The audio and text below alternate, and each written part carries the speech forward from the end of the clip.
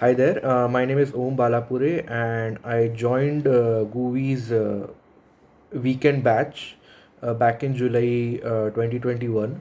And they covered many topics like HTML, JavaScript, CSS, React.js, Node.js, MongoDB, and there are many assignments which they give, and they are of good quality, which will improve your grasp on these technologies.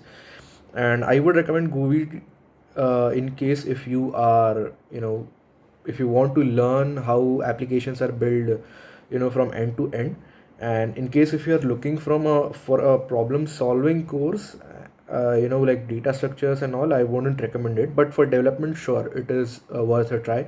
And if it is completed, if it gets completed within like 5 months itself, it would be really great, because the batch which I was in, it took around 10 months to complete.